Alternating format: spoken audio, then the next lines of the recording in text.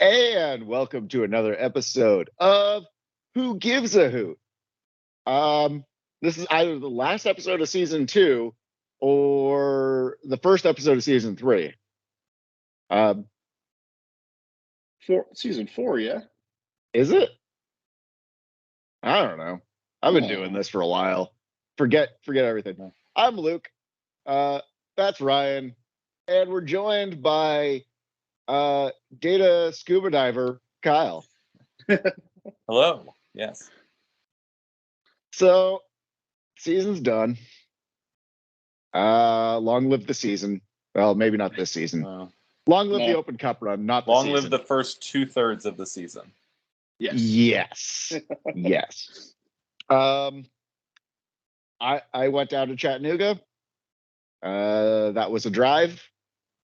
There was a result that did not go our way, and the season ended. Hey, at least this time when you drove to an away playoff match, it actually happened. Oh, yeah, that is very true. Let's. Yeah. Okay, so news-wise, we have not an insignificant amount of news.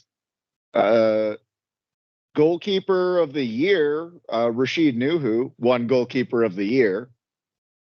I think that was pretty apparent that he was goalkeeper of the year. You can make the argument for Fitzgerald. You can't make the argument for Dallas J this year. Well, I think the thing that had me hesitate is that it's not very often that whoever wins Golden Glove, like a statistical award, they automatically give them that player of the year type thing too, especially when it's come to keeper of the year. Like keeper of the year has been one of those things that, oh, you won Golden Glove, we're going to give this to this other person that was also really good just so it's even. And so for him to be first team USL League One, Golden Glove winner, and keeper of the year, winning all three of those is pretty amazing.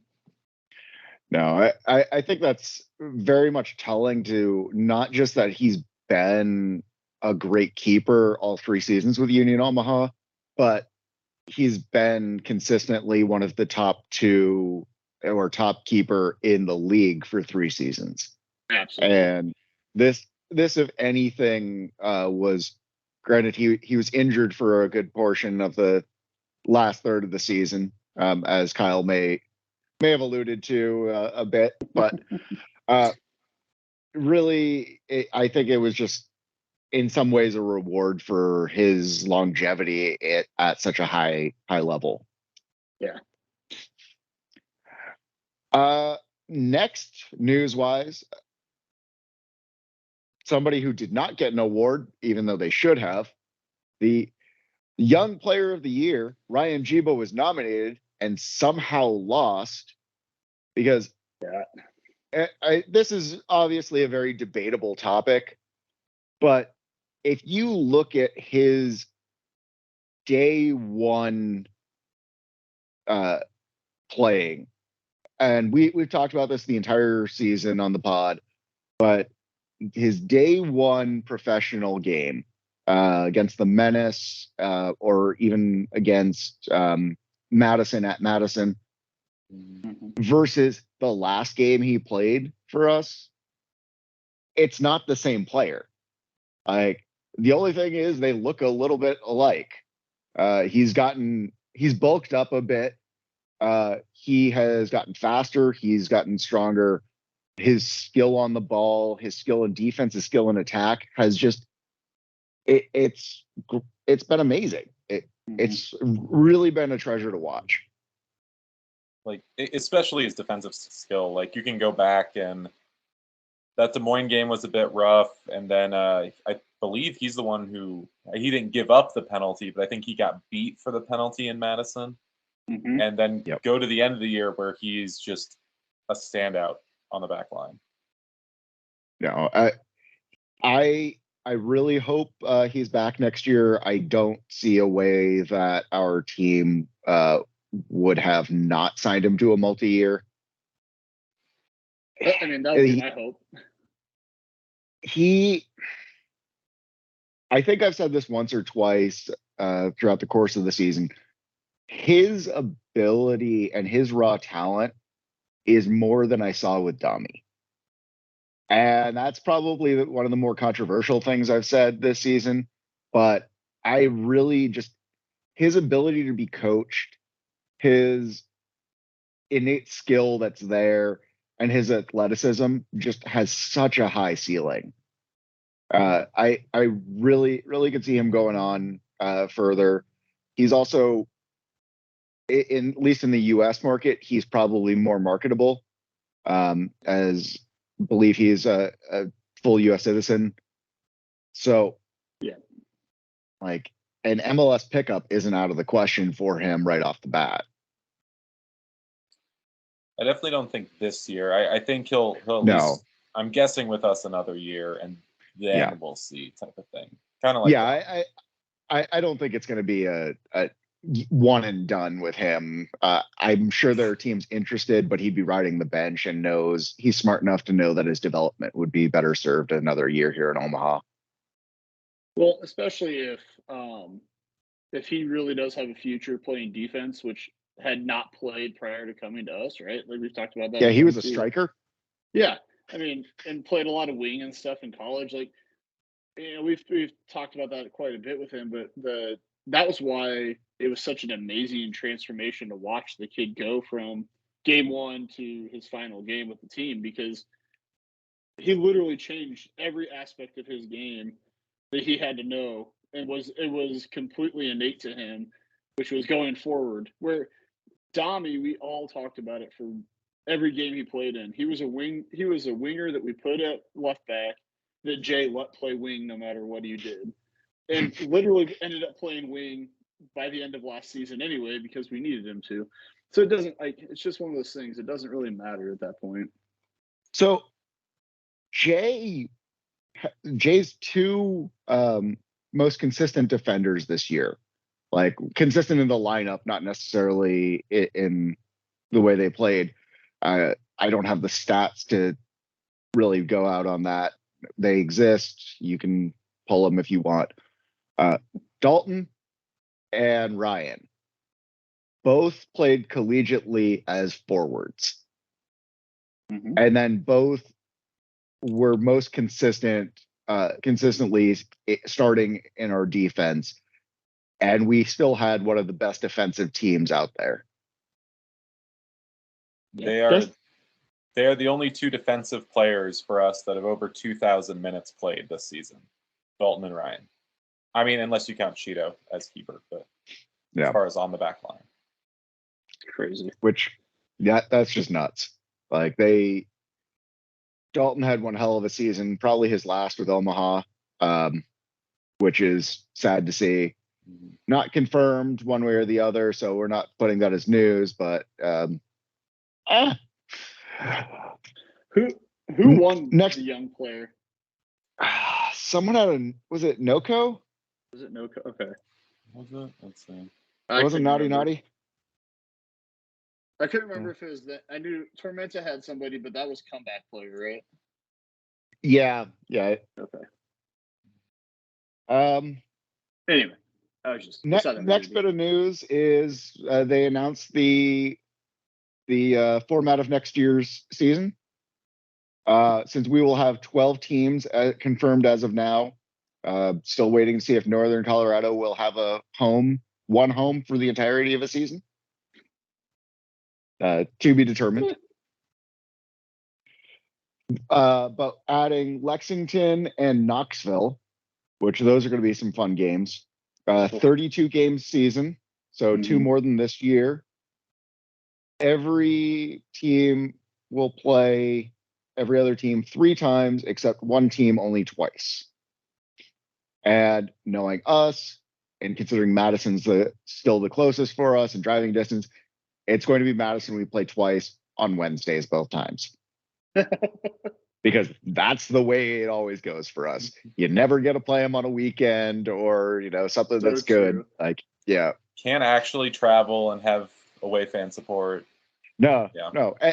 Every East Coast team has, driving distance games on prime weekends, like where you could call out if you need. Like us, No. Northern Colorado on a Wednesday, Madison what- on a Tuesday. Like, So ridiculous. come on. Well, it's exciting to like actually get more games out of the season. Good to get some more expansion in. So far, no retraction. Well, there was one. Yeah, we've already talked about them, but they're a hiatus. Yeah. Like that one makes a lot of sense for where they're at. They got kind of rushed into it, not quite Lansinged, but with COVID and getting the same run up that would have been able to otherwise. I think it makes a lot of sense for them to regroup, come back in a year or two after finding some new investment. Like that's a great club with a lot of great opportunity down there in Tucson. Yeah, I definitely hope to see him back again. Yeah. I do want to just circle back. So, Young Player of the Year was Ethan Bryant from the Kickers. Okay. Oh, and I guess the Kickers had a good year, so I can see that. Yeah. And then looking through the other news items just on USL's site, something we forgot about. USL One has a bargaining agreement. I was going to bring that up. Yeah. Yeah. We have been talking about that for 2 seasons now. Yes. The fact that USLC last year got their CBA signed. USL One this year just signed a 5-year bargaining agreement. Yep. Which is massive considering it, I believe, is the first third division league to have a CBA in place in the US, which is great for the players, great for the teams. Yep. Honestly, it provides a lot of protection. I think hate to say it, but maybe the Obleda thing kind of pushed it to finally happen. Whatever pushed player it to protections. happen is good. Yeah. Player protections are massive. Yeah, and it just, I mean, we know just because of the beauty of League One and this tier is you get to know a lot of the players, especially doing the stuff we do. And between being a part of a supporters group, doing a podcast, doing this stuff, you get to know some of these guys, and we know how criminally underpaid a lot of these players are. And some of these guys, I work in an industry where we run food pantries and do this stuff, and some of these guys, based on their salaries bringing in, would justifiably be able to go to those things if they're making that salary anywhere else besides a club that can support them in other ways, that can get them free meals and stuff like that already. And so these guys have a lot of that stuff. So just getting some kind of a base salary, something where these guys can start from, even if it's not where we think they need to be, is at least a starting point. And having that protection for these guys is so vital to keeping this league thriving and having a good structure moving forward. No, and honestly, as the fight for third tier players intensifies with MLS Next Pro and NISA, having a CBA and having protections in place for those players makes us that much more of a competitive league. Being able to have clubs guarantee your pay, guarantee compensation, guarantee player protections, healthcare, things of that nature it's awesome. It's great to see. I think it's going to do so much for this league, and hopefully also puts it into a place where there's pressure on US soccer to maybe get better officiating so you're not dealing with as many injuries. Because let's does MLS's CBA with MLSPA cover Next Pro? It does not. Okay. No, that is the most bootstrap, black market-esque sort of league out there. Yeah, you have no idea what those players are making. I mean, you might be able to talk to some and figure out, but who knows? based on conversations, I know one club up in a northern tier state was paying less than a third division club in a mountain state.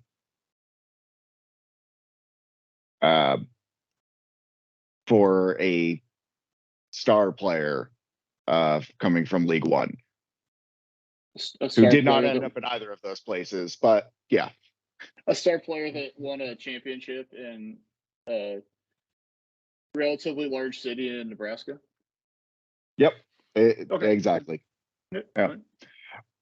Speaking of players that won championships, I will actually give a massive congratulations to Tobias Otieno. Toby did great for a season and a half here. Obviously got held up. First player announced as a foul and wins back-to-back titles. Couldn't happen to a better guy. He's a fantastic player. It's great to see him bring that sort of level of success to South Georgia. Just fantastic to watch. It was a pleasure for him to play for us, but it's even more heartwarming to see him bring that sort of love and that skill down to South Georgia. Yeah. I think Toby retweeted every person that congratulated him from Omaha. So, it meant a lot to him to see that many Omaha fans giving him praise for being there. Yeah. I mean, and also to the Tormenta organization really quick too, because the double with the W League title and then just finally getting their stadium built and everything, like kudos to them. God, I would love a stadium as well. South Georgia Tormenta, who had never made the League One playoffs this is their fourth season, and then wins it. So, congratulations from doing it the way I think that a lot of us were hoping Omaha builds to, which is having academies, developing your own players, bringing those guys along, bringing some other young guys in to kind of fill in those places of need, but really just, using your academy system to build your team from where they were. And for the jump they made from last season to this season to win the titles, it's amazing. It's the thing that's going to keep them going long term as a club, because they can, if they have an academy that now shows, look, eventually you could win a title, you're going to get young players that want to come through and play for you. And who knows what their roster looks like next season. They could get the same thing that happened to them that happened to us. But it's amazing. It's huge for their program. I love it. Definitely. And it wasn't Chattanooga. Yeah. Yeah. I think the other thing, I don't know, we can kind of talk a little bit about I didn't watch all the final, but it was a pretty entertaining match, which is nice to have. Our final last year obviously was not as entertaining. It was kind of we jumped up and obviously lost Evan, but then scored a late goal, and Greenville never really looked like they were in it. This was, I think, probably the most evenly matched final we've seen in.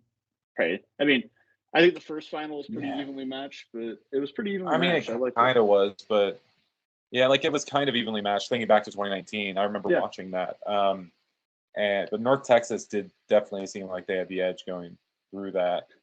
Yeah, and here, it was kind of up in the air. Like Tormenta score was it from a penalty early? Was that what it was? Yeah. And then Chat right before the break, before you get the Tormenta late goal to win it. Like that was incredible. And you scored on the side without the big pile of dirt, so you got to actually have like a nice shot of that.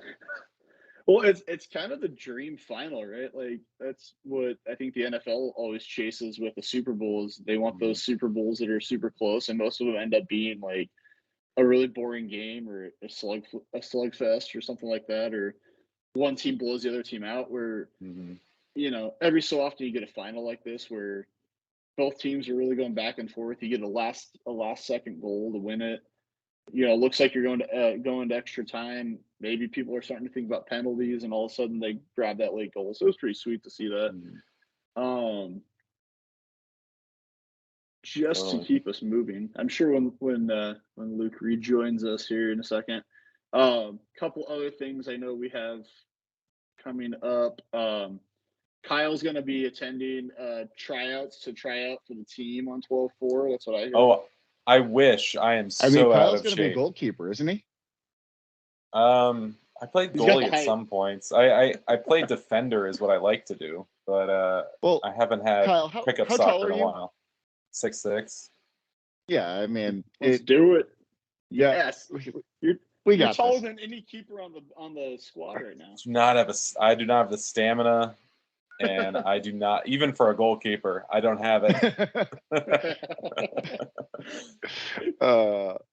My brother was a good goalkeeper. To try out. My brother was a good goalkeeper, but I was not as good.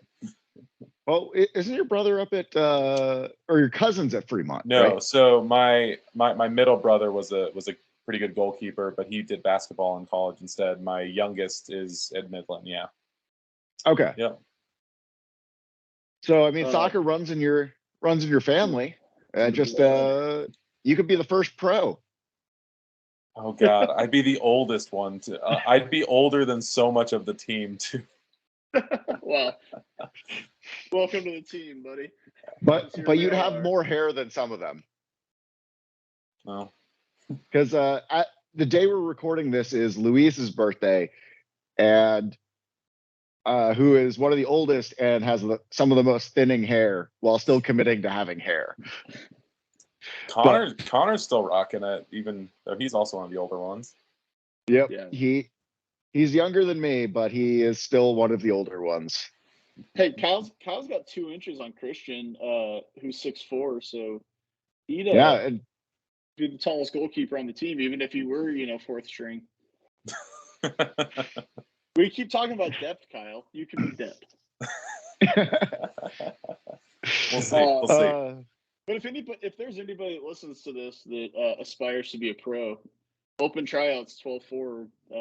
Team has some kind of registration process, but it's $100 to try out. Mm-hmm. If you send us your tape and you're good enough, I will pitch in for your registration fee.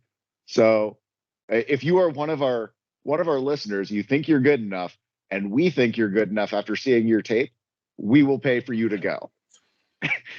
Dude, one of these days we have to do like a Who Gives a Hoot sponsored tryout.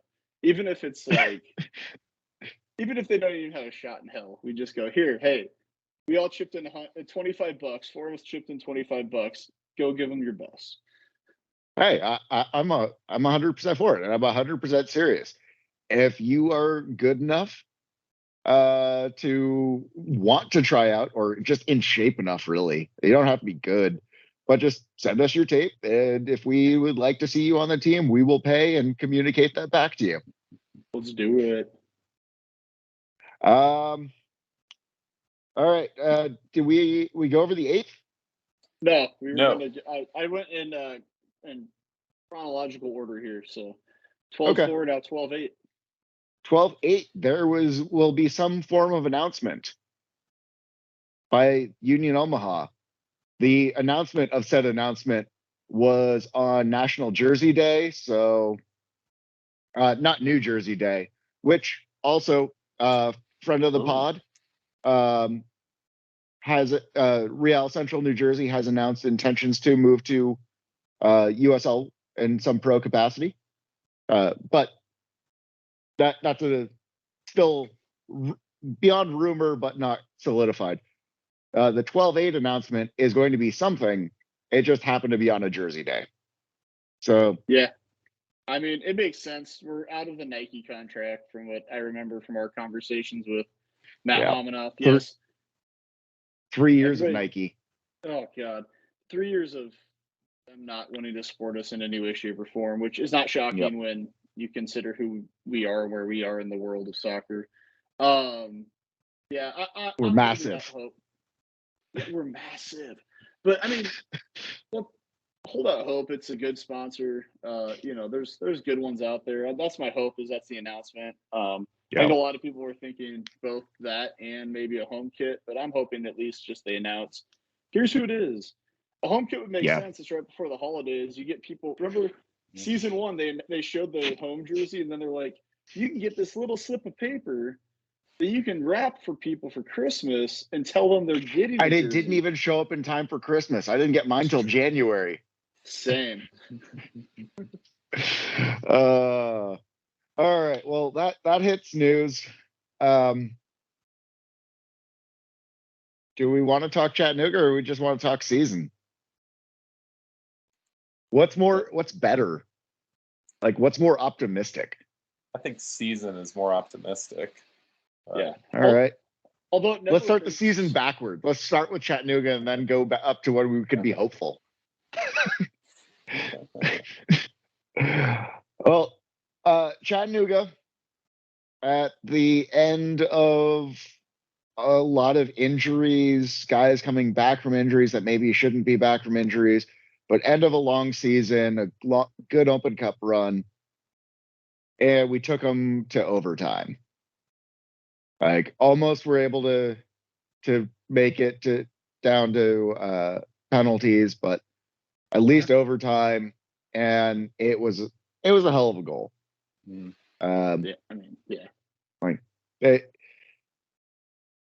Did we play amazing? Yes. No. Like, that was one of our, in the past 2 months, that was one of the best. Yeah. First half was great. Second half wasn't bad, but it really was one of the best games we played in the second half of the season. I thought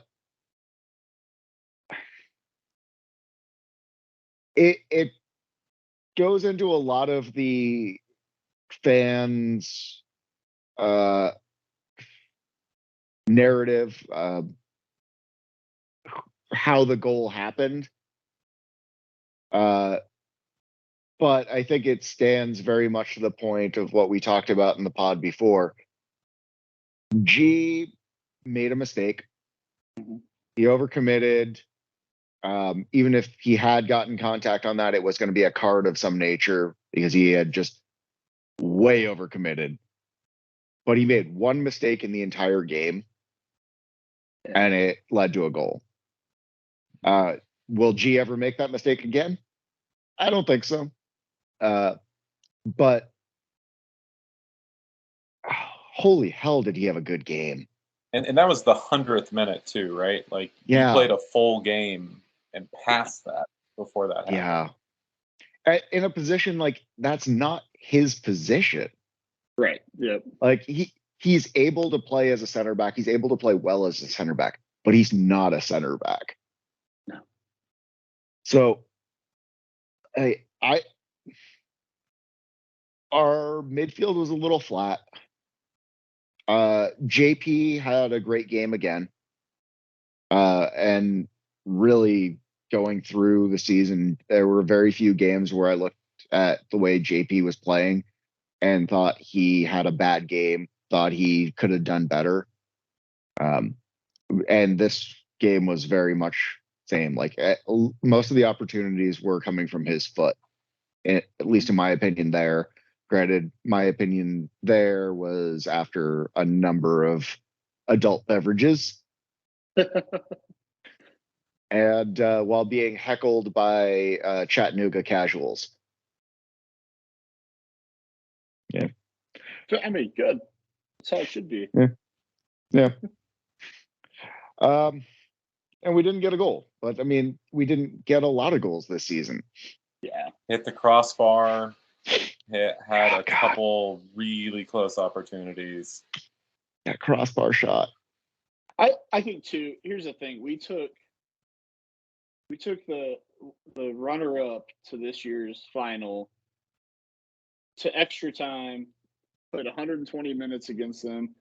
They went on and won. Upset Richmond. Match. Yeah. Yeah, upset Richmond.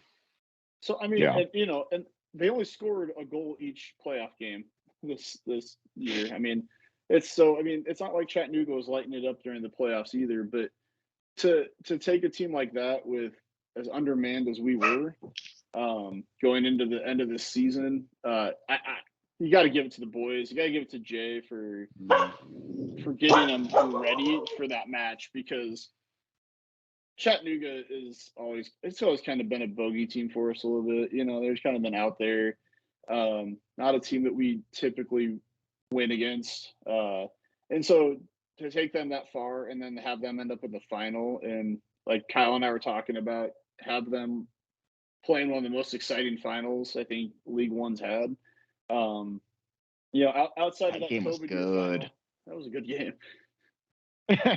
outside of the final that didn't happen. But you know, it's one of those, like, they lost to a really good Tormenta team that was on fire and caught fire at the right time, and we happened to lose to Chattanooga by a really, really good goal. Which honestly, if we go back and look at a lot of our losses this season, a lot of our losses was because we gave up really good goals, not because people were like scrapping goals against us. Yeah. Just guys were shooting, and that's how you have to beat Shido. You beat the goalkeeper of the year, the Golden Glove winner, by shooting ridiculous shots that no one's stopping. Yeah. So, question regarding Tormenta. They've always been a second half of the season team. Like that has been pretty consistent. Like they're always like knocking on the door of the playoffs. This was our longest season to date, yeah? Yeah, because the other was 28 games. Yeah. Do they do better next season? Like we just keep adding games and Tormenta keeps getting better. I mean, here's the thing: it's an experiment. I think that we have has shown the league is, if you have a team that can catch fire at the right time, that can score goals, and you have one or two guys on your team that are just insanely good. I mean, Sterling's out of this world. He's amazing. He should not be in third division U.S. soccer. Oh, he shouldn't be. Well, and then they brought two players in late in their season, which is, I think, kind of what changed their season too, right? They were good but not great, and then they brought those two players in late, and they kind of propelled them in a way. Yeah. So, I think what we all learned was we need to sign Toby back, because if you sign Toby, you win championships. That does seem accurate. Oh, Toby and Shaft and Ryan on the same pitch. Ooh. Like, come on now. That team is just so good. Well, and I think that's the thing about this team. Like, I know not all these guys are going to be back, but how many late season signings did we have? And how many times did we say, if we had a full season of Shaft, what does that look like? If you have a full season with Corey leading the line, what does that look like? Like, there's some of those guys, it's just like, if we had a full season with these guys, does it look a little bit different? Shaft brought something to this team we didn't have, which was not only his speed, but his knowledge of what to do with the ball at his feet with that speed. And Ryan's great. He developed a lot, but he still has to learn that aspect of being a pro. Yeah, definitely. You're good. You can pull forward, but what do you do when you get up there? Have a plan, be ready for it, know when you have to turn it off and when you can turn it back on again, do all that stuff. And that's the stuff that another season with a team like ours, it can be helpful for. No, I definitely agreed. There is a full season with the guys who were working well together. That sort of cohesion from day one could really just change how everything goes. Throw Brito in with Shaft, in with a advanced Ryan, in with maybe Dion's here next year, maybe Connor's back. Like get them in. JP, Dalton, Rashid, I don't think are back. I don't think should be back because they deserve to advance. Their level has been so much more. but get those guys who are coming back, the guys who've earned the spot. I'd love to see G back because honestly, I think he improved a lot. Absolutely. Love to see Isaac and Montestioca and put all those guys, like all those guys together from day one to the last day. And I think we've got the pretty much a full skeleton of a championship winning team. So the only position would be goalkeeper, because, and again, Shido shouldn't be on this team next year, but with his position of not being a U.S. international or U.S. national, I wonder. There's a possibility. I don't know if it's a high possibility, but so if Shido is gone, the benefits of going to a high stakes game that you lose on the road is you sometimes end up talking to people. And so at the hotel bar, talking to Boris, the goalkeeper coach, about Christian. And the praise he had for him, the high ceiling that he thinks Christian has, was really refreshing.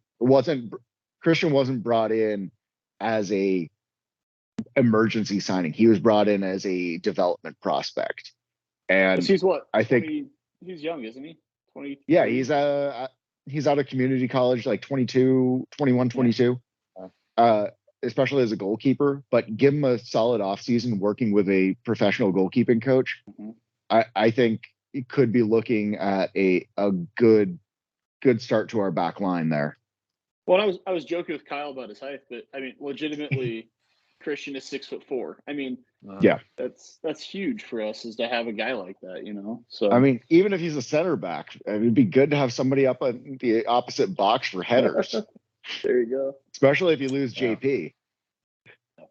Yeah. Hopefully, hopefully Tush getting back. That'd be nice as well. Yeah. Tush back would be great. I said this at the end of last season. I believe it again this year. Everybody just has to be prepared with this level of soccer. There's going to be turnover on this roster. There's going to be guys that you love, guys that played for this team that will not be back for whatever reason. They leave the sport, they move to a different team, whatever it is. That's going to happen at our level because that's just where we are as a league. We're third tier soccer. We are an introduction to professional soccer for a lot of these guys. I do think this season's a little bit different from last year because I'm guessing we signed most of these new players to at least 1-1s, if not 2-1s. Yeah. Especially the younger players. So I wouldn't be surprised to at least see the younger players back next year. Some of the older ones, who knows? But well, I think a guy like Dalton, who's been here for a long time, he's one of those guys that when he is gone, people are going to go, "Why did you let Knutson go? Why is Dalton gone?" And it's one of those things like it's now or never for Dalton kind of thing. Like he's got it. If he's ready to move up and someone's ready to take a shot at him, it's time for him to do it. I love Dalton. Yeah. I love Camille. They are amazing people.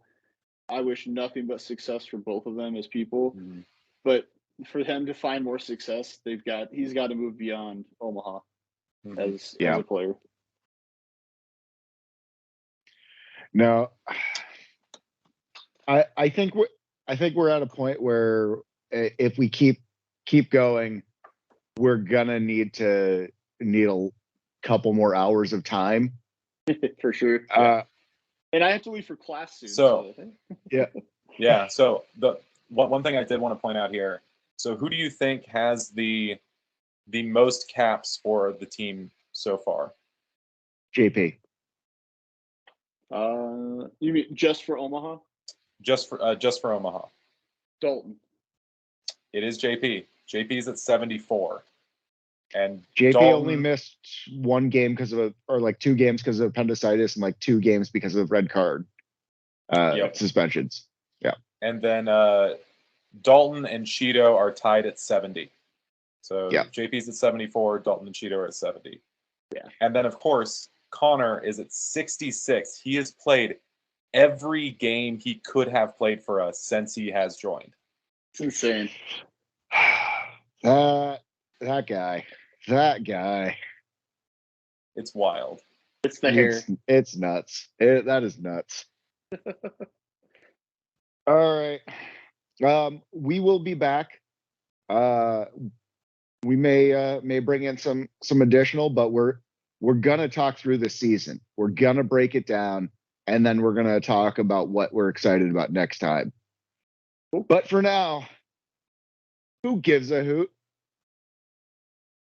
We do. We do.